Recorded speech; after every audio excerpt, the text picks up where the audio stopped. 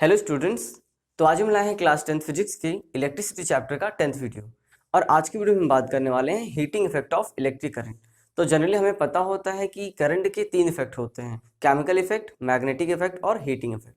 तो आज हम बात करने वाले हैं basically heating effect of electric current. तो क्या होता है heating effect of electric current?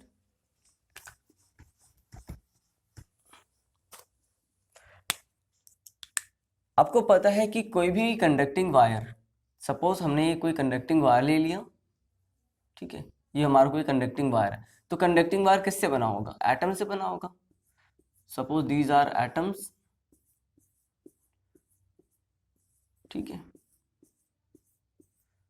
These are atoms, ठीक है। और इसमें इलेक्ट्रॉन्स फ्री मूव करते रहते हैं, रैंडम मूव करते रहे, कोई यहाँ पर जाएगा, कोई ये इलेक्ट्रॉन यहाँ जाएगा, कोई इलेक्ट्रॉन यहाँ जाएगा। मतलब कुछ ना कुछ थर्मल एनर्जी, हीटिंग इफेक्ट को हम थर्मल एनर्जी भी बोलते हैं, थर्मल इफेक्ट भी बोलते हैं।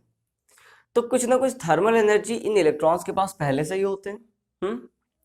लेकिन जब हम इस कंडक्टिंग वायर को किसी पोटेंशियल डिफरेंस, किसी वी पोटेंशियल डिफरेंस वाली बैटरी से कनेक्ट कर देते हैं, हमने इसे पोटेंशियल डिफरेंस वी वाली बैटरी से कनेक्ट कर दिया, तो यहाँ से ये इलेक्ट्रॉन एक डायरेक्शन, पर्टिकुलर डायरेक्शन में फ्लो होंगे, ठीक है, नेगेटिव वाला, ठीक है, पॉजिटिव वाले की तरफ जाएगा। तो ये इलेक्ट्रॉन इन एटम से बार बार कोलाइड होंगे। तो हम ये बोल सकते हैं यहाँ पर इलेक्ट्रॉन की काइनेटिक एनर्जी, या काइनेटिक एनर्जी नहीं, हम इसे इलेक्ट्रिकल एनर्जी बोल देते हैं। इलेक्ट्रॉन की इलेक्ट्रिकल एनर्जी किस में कन्वर्ट हो जाती है? यहाँ पर कन्वर्ट हो जाती है हीट एनर्जी में।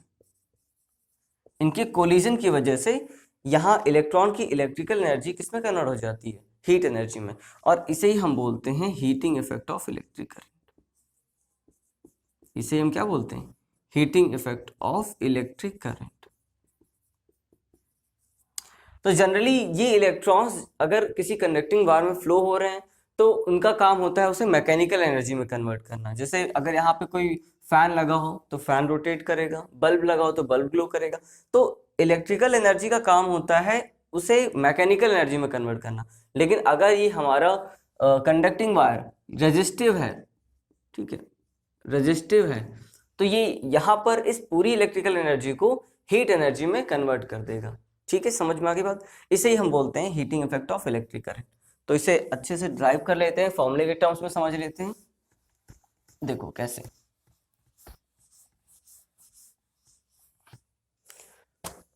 मान लेते हैं कोई रजिस्टर जिसकी रेजिस्टेंस की वैल्यू R है, ठीक है।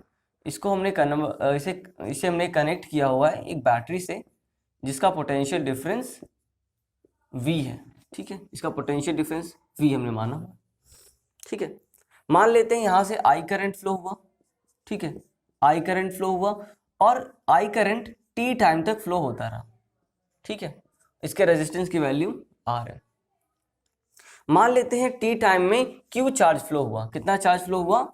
Q चार्ज फ्लो हुआ। ये चार्ज की वैल्यू, टोटल चार्ज की वैल्यू है, क्योंकि एक्चुअल में जो हीट होगा, जो हीटिंग इफेक्ट होगा, वो चार्ज की वजह से, चार्ज के फ्लो करने की वजह से होगा। तो इस T टाइम में, ये हमारा टाइम है, टाइम इक्वल टू T, ठीक है। हमने T टाइम तक मान लिया कि ये करंट फ्लो हुआ जिसकी वजह से Q चार्ज पूरे सर्किट में फ्लो हुआ। तो अगर हम यहाँ से वर्क डन कैलकुलेट करें तो वर्क डन तो आपने पढ़ा हुआ है, V इक्वल टू होता है W अपॉन Q, पढ़ा हुआ है, ठीक है।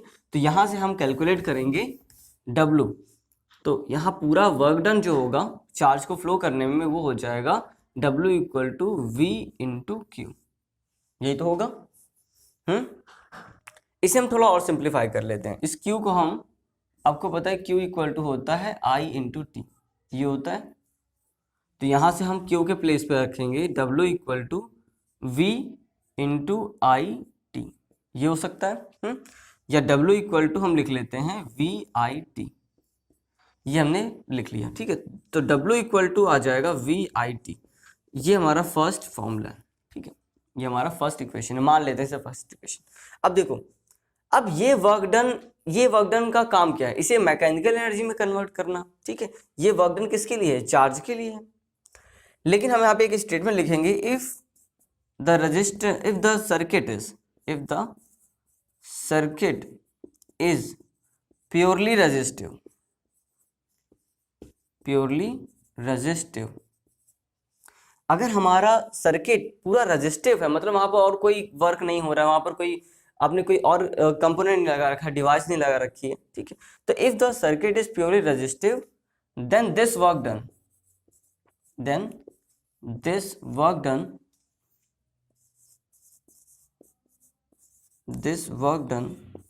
will be converted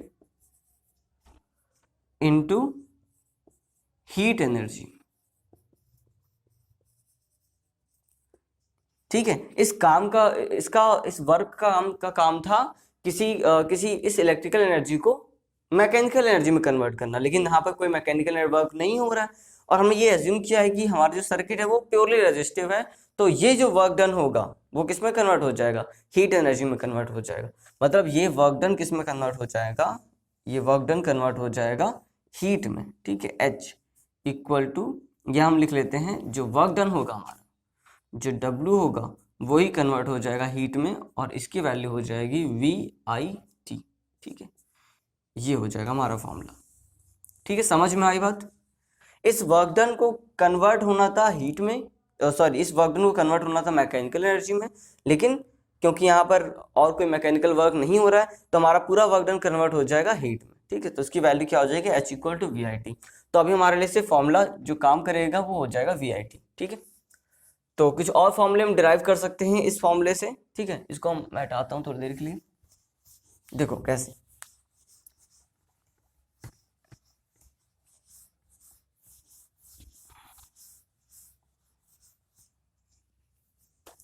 तो मान लेते हैं हमारा फॉर्मूला है H इक्वल टू VIT। ठीक है, ये हमारा फर्स्ट फॉर्मूला है।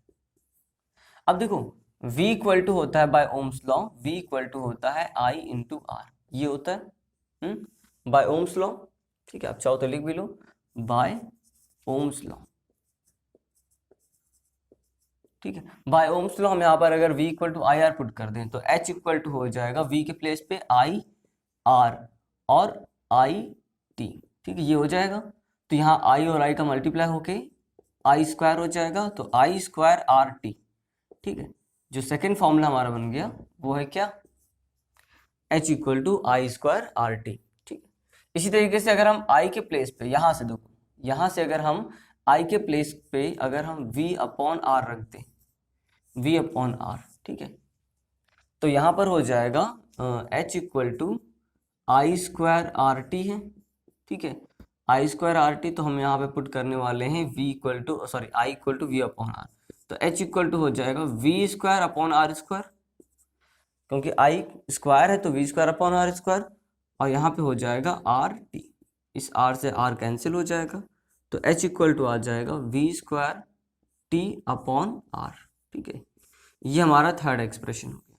ठीक है, यही हम वर्क डन के लिए भी यूज़ कर सकते हैं, यही एनर्जी के लिए यूज़ कर सकते हैं, और यही हीट के लिए यूज़ कर सकते हैं। अब बात यह है कि ये कन्वर्ट किस में हो रहा है। ठीक है, अगर वर्क डन में हो रहा है तो हम W इक्वल टू मान के चलेंगे, अगर ये हीट में कन्वर्ट हो रहा है तो हम H लिख देंगे, अगर ये किसी और एनर्जी में कन्वर्ट हो रहा है तो उस एनर्जी को लिख देंगे। ठीक है, सबकी वैल्यू यही रहेगी। ठीक है, समझ में आ गया। और ये जो सेकेंड वाला एक्सप्रेशन है, ठीक है, सेकेंड वाला, इसे स्पेशली हम बोलते हैं जूल्स लॉ ऑफ हीटिंग। मतलब अब ये हीटिंग किस पे डिपेंड करेगी, जैसे मान लो कोई वायर है, ठीक है, इसमें I करंट फ्लो हो रहा है T टाइम तक, इसका रेजिस्टेंस की वैल्यू R है और इसके अक्रॉस पोटेंशियल डिफरेंस V है, हमने ये एज्यूम किया हुआ। ठीक है, तो इसमें T टाइम के बाद कितनी हीटिंग होगी, कितना वायर ये हीट हो जाएगा, इसका कैलकुलेशन हम कैसे करेंगे, तो वो कैलकुलेशन होगा इस जूल्स लॉ ऑफ हीटिंग से। ठीक है, देखते हैं इसको भी, तो इसे हटा दें। देखो अब हम पढ़ने वाले हैं joules law of heating, joules law of heating. तो नेक्स्ट हेडिंग है जूल्स लॉ ऑफ हीटिंग। ठीक है, देखो जूल्स लॉ ऑफ हीटिंग, तो जूल्स के अकॉर्डिंग जो हमारा हीटिंग होगा वो 3 फैक्टर पे डिपेंड करेगा। पहला, जो हीटिंग होगी वो डायरेक्टली प्रोपोर्शनल होगी आई स्क्वायर के, ठीक है, डायरेक्टली प्रोपोर्शनल होगी आई स्क्वायर के। तो हम लोगों ने फॉर्मूला भी लिखा था H equal to I square R T. तो यहाँ से हम सारी बातें प्रूफ कर सकते हैं। तो पहला देखो, जो हीटिंग होगी वो करंट की डायरेक्टली प्रोपोर्शनल होगी, मतलब करंट जितना ज़्यादा होगा हीटिंग उतनी ज़्यादा होगी, ठीक है। सेकेंड देखो फैक्टर क्या है, जो हीटिंग होगी वो रेजिस्टेंस के डायरेक्टली प्रोपोर्शनल होगी इस फॉर्मूले से, ठीक है। समझ में भी आती है कि जितना ज़्यादा रेजिस्टेंस होगा वायर में वो उतना कम मैकेनिकल वर्क कर पाएगा और उतना ज़्यादा वो हीट करेगा, ठीक है। उसकी एनर्जी पूरी किस में कन्वर्ट हो जाएगी, हीट एनर्जी में। थर्ड फॉर्मूला, जो हीटिंग होगी वो डिपेंड करेगी कितने टाइम तक करंट फ्लो कर रहा है, ठीक है। तो टाइम के भी डायरेक्टली प्रोपोर्शनल होता है। जनरली ये दो फैक्टर्स होते हैं जो रिस्पॉन्सिबल ज़्यादा होते हैं, जनरली ये वाला रेजिस्टेंस, ठीक है। समझ में आई बात। तो इसको हम एक साथ भी लिख सकते हैं, इनको H is directly proportional to I square R T. तो इसको हम यहाँ से भी याद रख सकते हैं, ठीक है। अब देखो यहाँ पर यूनिट देख लो, यूनिट क्या होती है, यूनिट ऑफ हीट। तो यूनिट ऑफ हीट क्या होगी, ठीक है। यूनिट ऑफ वर्क मान लो, तो यूनिट ऑफ वर्क क्या होता है ये देख लो, वर्क लिख लेते पहले, यूनिट ऑफ वर्क। तो यूनिट ऑफ वर्क जो SI यूनिट होती है वो जूल होती है, ठीक है, वो जूल ही होती है। और अगर हम हीट की बात करें, स्पेशली हीट की बात करें, तो इसको हम जूल में भी रिप्रेजेंट कर सकते हैं, और एक और टर्म है हमारे पास कैलोरी, ठीक है, इसे हम कैलोरी में भी रिप्रेजेंट कर सकते हैं। इन दोनों में रिलेशन भी देख लो। तो अगर मान लेते हैं हमारे पास क्वेश्चन में ये आता है कि आप एनर्जी, हीट एनर्जी को कैलोरी में कैलकुलेट करो, तो 1 कैलोरी इक्वल टू होता है 1 कैलोरी इक्वल टू होता है 4.18 जूल। कितना होता है, 4.18 जूल, ठीक है। इसको आपको याद रखना है फॉर न्यूमेरिकल, ठीक है। तो वर्क की एनर्जी आप जूल में लिखोगे, ठीक है। और हीट की अगर बात करें तो आप जूल में भी लिख सकते हो, कैलोरी में लिख सकते हो।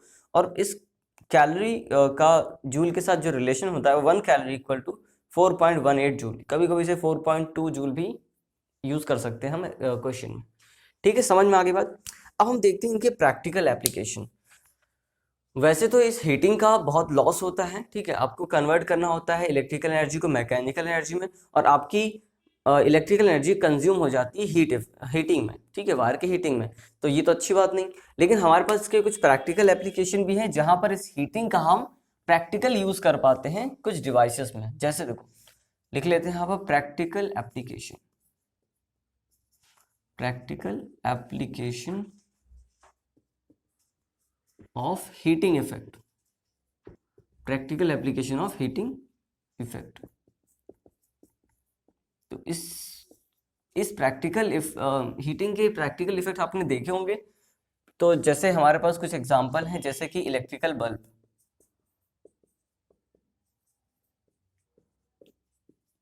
इलेक्ट्रिकल बल्ब, ठीक है। अब देखो सेकंड क्या है, सेकंड हो सकता है हमारा इलेक्ट्रिकल हीटर, इलेक्ट्रिकल हीटर, ठीक है। थर्ड और क्या हो सकता है, हाँ, इलेक्ट्रिकल आयरन, इलेक्ट्रिकल आयरन। और इलेक्ट्रिकल गीजर भी हो सकता है इसका एग्जांपल, टोस्टर, ओवन, ठीक है, सारे एग्जांपल हैं। और उसके बाद फोर्थ एग्जांपल जो बहुत इंपॉर्टेंट है वो है फ्यूज, ठीक है। इलेक्ट्रिकल फ्यूज लिख लेते हैं, इलेक्ट्रिकल फ्यूज, इसे हम फ्यूज वायर भी बोलते हैं, ठीक है। ये सेफ्टी पर्पज से यूज होता है हमारे इलेक्ट्रिकल डिवाइसेस में। अभी इसको समझते हैं हम लोगों को एक करके। तो देखो, प्रैक्टिकल एप्लीकेशन का मतलब है कि आप इस हीटिंग का, ठीक है, कुछ ऐसे वायर्स होंगे जिसमें बहुत ज़्यादा रेजिस्टेंस होगा, बहुत ज़्यादा हीट प्रोड्यूस करेंगे, तो वहाँ से आप मैकेनिकल वर्क नहीं ले सकते इतना अच्छा, तो आप उसको हीटिंग पर्पज से ही यूज़ करते हो। जैसे देखो हमारा इलेक्ट्रिकल बल्ब, तो ये इलेक्ट्रिकल बल्ब ये नॉर्मल LED वाले बल्ब नहीं होते ना, CFL होता है। ये पहले के टाइम पर जो बल्ब यूज़ होते थे, ग्लास वाले ट्रांसपेरेंट यूज, जो येलो कलर के ग्लो होते थे, उनकी वो उसकी बात हो रही। और देखो सेकंड है हमारा इलेक्ट्रिकल हीटर। तो हीटर का मतलब है कि आपको हीटिंग चाहिए यहाँ पर, तो जनरल स्पेशली हम इसे यूज करते हैं उन वायर्स के लिए, उन कंपोनेंट्स के लिए जहाँ पर आपको हीटिंग की रिक्वायरमेंट होती है। इलेक्ट्रिकल आयरन में भी हीटिंग का काम होता है, और इलेक्ट्रिकल फ्यूज भी इस हीटिंग इफेक्ट के ही कॉन्सेप्ट पे बेस्ड है, ठीक है। तो समझ लेते हैं एक एक करके। देखो सबसे पहले हम लोग समझने जा रहे हैं इलेक्ट्रिकल बल्ब को। तो इलेक्ट्रिकल बल्ब का थोड़ा सा कंस्ट्रक्शन देख लेते हैं। ऐसा कुछ कंस्ट्रक्शन होता है, ठीक है, ऐसे बल्ब होता था, ठीक है, ऐसे ये बल्ब होता था और यहाँ पर ऐसे दो वायर्स होते थे ऐसे, ठीक है, और यहाँ पर ऐसे ऐसे एक फिलामेंट होता था, इसे हम क्या बोलते हैं, ये जो कॉइल शेप में है ये हमारा फिलामेंट है। देखो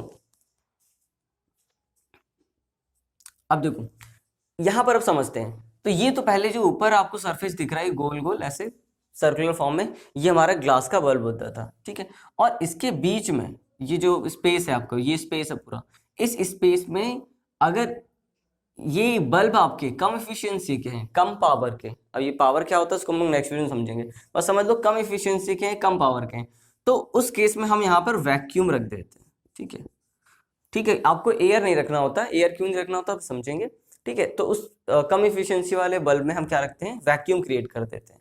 लेकिन अगर ये ज़्यादा एफिशिएंसी या ज़्यादा पावर का बल्ब होता है तो हम उसमें वैक्यूम के प्लेस पर, वैक्यूम पहले तो आप एयर हटाओगे, वैक्यूम क्रिएट करोगे, वैक्यूम के बाद हम उसमें कोई इनर्ट गैस फिल कर देते हैं, ठीक है, इनर्ट गैस फिल कर देते हैं, जैसे कि नाइट्रोजन या ऑर्गन, ठीक है, ऑर्गन, तो नाइट्रोजन और ऑर्गन गैस हम फिल कर देते हैं। इसके क्या फायदे हैं देखो, एक्चुअल में जो हम ये कॉइल होती है हमारी, ये जो सर्कुलर कॉइल ऐसे बनाई हुई है, ठीक है, इसको हम फिलामेंट बोलते हैं।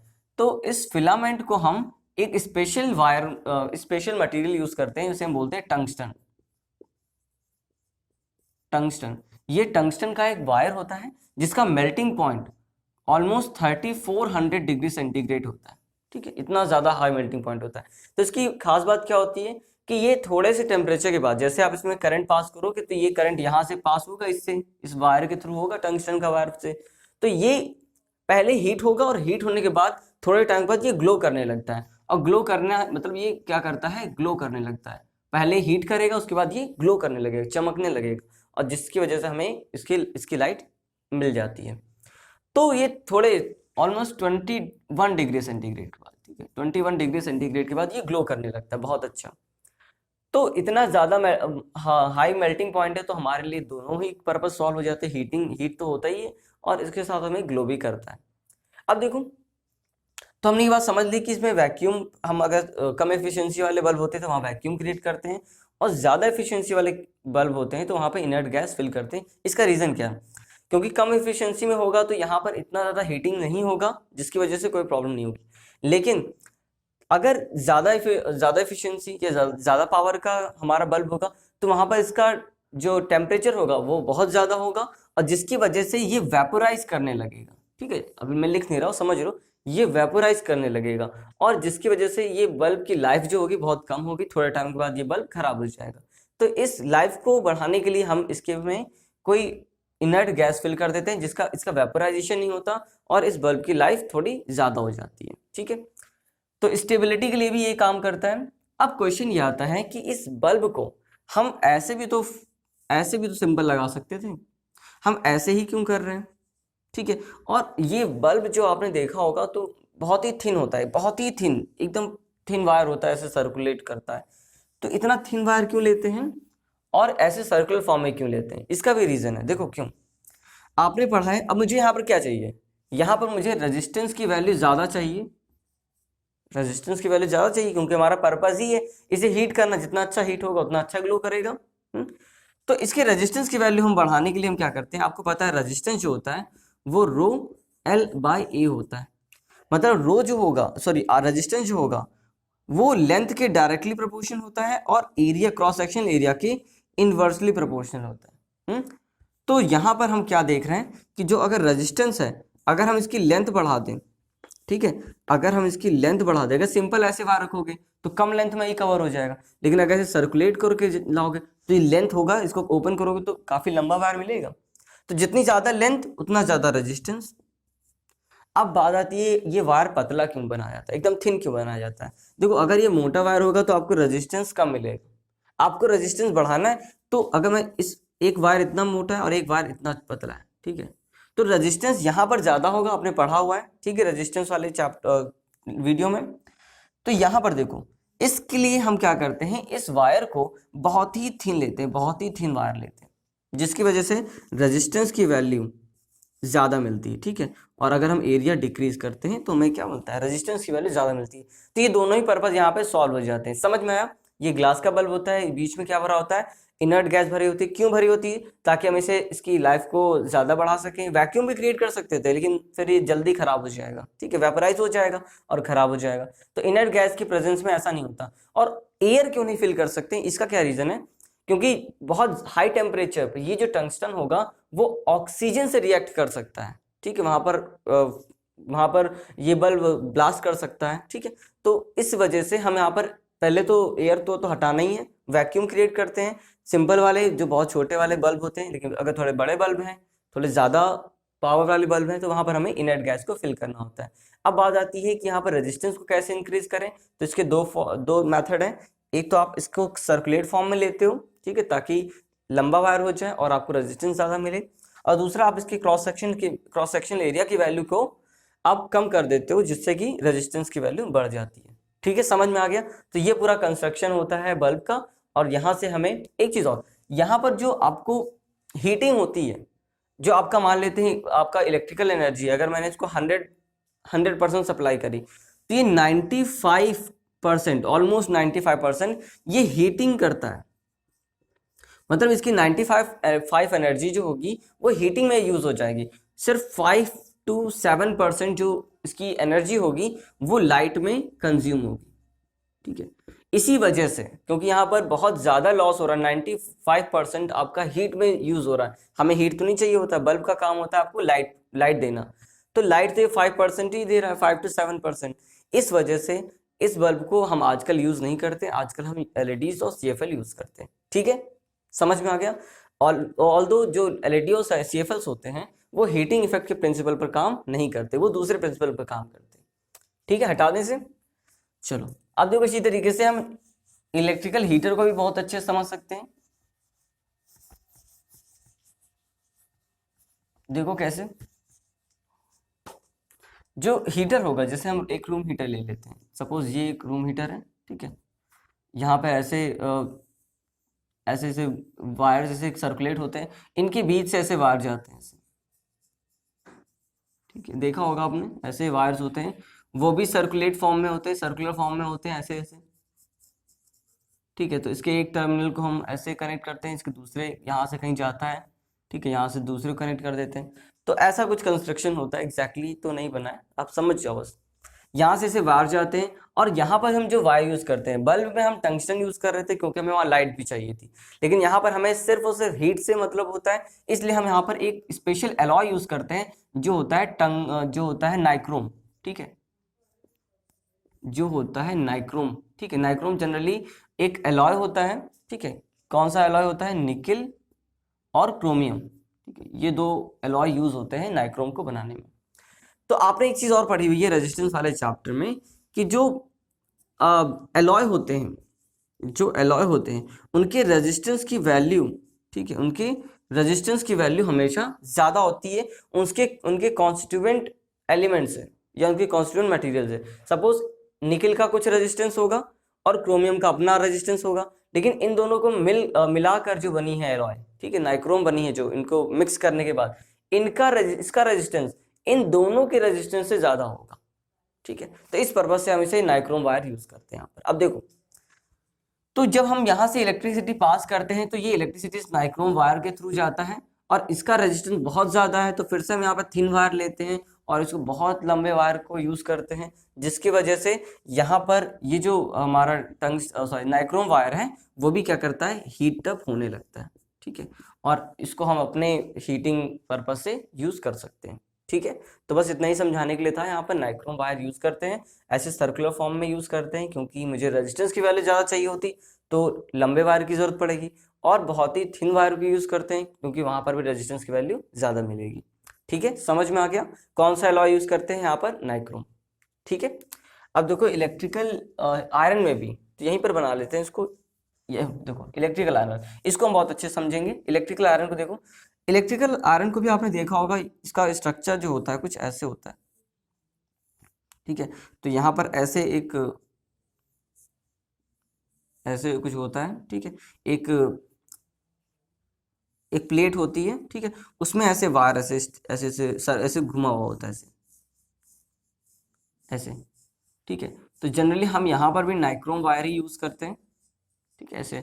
तो इसके ऊपर लेयर बाय लेयर ऐसे बना हुआ होता है, ठीक है। तो इलेक्ट्रिकल आयरन के पास में इसके कंस्ट्रक्शन को समझना है, इसके वायरिंग को समझना है, ठीक है। तो यहाँ पर देखो वायर को बहुत ही ऐसे सर्कुलेट किया हुआ है, ठीक है, ताकि लंबे वायर को हम ले आ सके, और उसका क्रॉस सेक्शनल एरिया, ठीक है, बहुत ही कम होता है, जिससे हमें जैसे यहाँ से इलेक्ट्रिसिटी पास करती है तो ये पोर्शन हमारा हीट होने लगता है, ठीक है, और हम इसे यूज कर पाते हैं डिफरेंट पर्पज से, ठीक है, समझ में आ गया। तो ये कंस्ट्रक्शन था। यहाँ पर भी हम यूज करते हैं जनरली नाइक्रोम वायर को, ठीक है। इसको हटा दें। देखो अब हम बात करने वाले हैं इलेक्ट्रिकल फ्यूज। ये बहुत इंपॉर्टेंट है, इलेक्ट्रिकल फ्यूज। देखो फ्यूज का जो सिंबल होता है वो कुछ ऐसा होता है, ऐसे ऐसे होता है, ठीक है। ये हमारा फ्यूज का सिंबल होता है, ठीक है, ऐसे भी हो सकता है, जरूरी नहीं कि ऐसे हो, ठीक है। ये हमारा फ्यूज का सिंबल होता है। तो फ्यूज हमारे लिए इलेक्ट्रिसिटी, एक ये तरीके से समझ लो कि ये इलेक्ट्रिसिटी को सेव करने की डिवाइस है, ठीक है। ये हमारे सेफ्टी पर्पज से यूज होती है ये डिवाइस, ठीक है। क्या होता है देखो, ये इलेक्ट्रिकल फ्यूज जो होता है वो भी एक एलॉय से बना होता है, ठीक है, एलॉय से बना होता है। कौन कौन से एलॉय में कंपोनेंट होते हैं, कॉपर और लेड और टिन, ठीक है। जनरली हमारा जो एलॉय होता है वो इनसे बना हुआ होता है, ठीक है। तो ये एलॉय का काम क्या होता है, एक्चुअली इनसे जो एलॉय बनती है, जो जो भी हमारा एलॉय बनेगा, ठीक है, इलेक्ट्रिकल फ्यूज में, इसका मेल्टिंग पॉइंट बहुत ही कम होगा। रेजिस्टेंस तो बहुत ज्यादा होगा, लेकिन इसका मेल्टिंग पॉइंट बहुत कम होगा। मतलब अगर मान लेते हैं ये हमारा कोई एक वायर है फ्यूज का, ठीक है, ये हमारा फ्यूज का वायर है, इसमें कोई करंट फ्लो कर रही है, सपोज मैंने कहा 2 एम्पियर की करंट फ्लो कर रही है, और ये हमारा फ्यूज का वायर है, तो इसका मेल्टिंग पॉइंट बहुत कम है।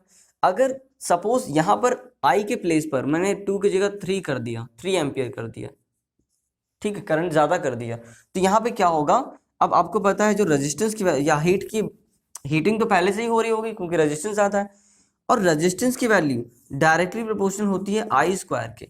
तो आपने 3 कर दिया तो यहाँ पर आई स्क्वायर के इक्वल यहाँ पर इसके रेजिस्टेंस की वैल्यू हो गई, सॉरी हीट हो गया, यहाँ पर हीट, जो हीटिंग होगी वो आई स्क्वायर के डायरेक्टली प्रोपोर्शनल होगी। मतलब आपने अगर करंट बढ़ाया तो हीटिंग बहुत ज्यादा होने लगेगी, और इसका मेल्टिंग पॉइंट बहुत कम होता है, बहुत ही लो होता है मेल्टिंग पॉइंट, ठीक है। तो लो मेल्टिंग पॉइंट होने की वजह से ये जो हमारा फ्यूज वायर होता है वो मेल्ट हो जाता है, ठीक है, और हमारा सर्किट पूरा ब्रेक हो जाता है, ठीक है। तो उसको सर्किट में भी समझ लेते हैं। देखो कैसे, इसको हटा देते हैं पूरा। देखो जैसे सपोज मेरा ये कोई सर्किट है, यहाँ पर ये कोई रेजिस्टेंस की वैल्यू है, ठीक है, और मैंने यहाँ पर एक फ्यूज लगाया हुआ है, ऐसे ऐसे, ये फ्यूज है हमारा, ठीक है, ये फ्यूज वायर है, और ये बैटरी है, ये स्विच है, ठीक है, इसको मैंने कनेक्ट किया हुआ है। तो यहाँ से करंट फ्लो होगा, ठीक है।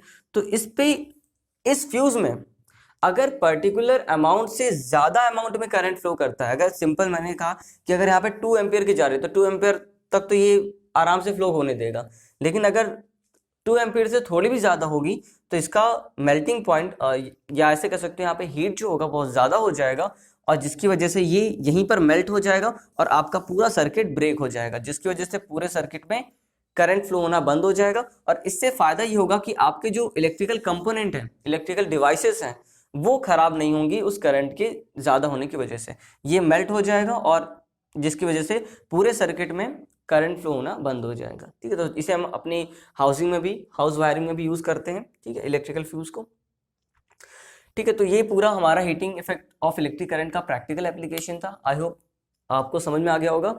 तो नेक्स्ट वीडियो हम बात करेंगे क्या होती है पावर, कैसे हम पावर को अपने डेली यूज में यूज कर सकते हैं। तो बाकी की बातें नेक्स्ट वीडियो में।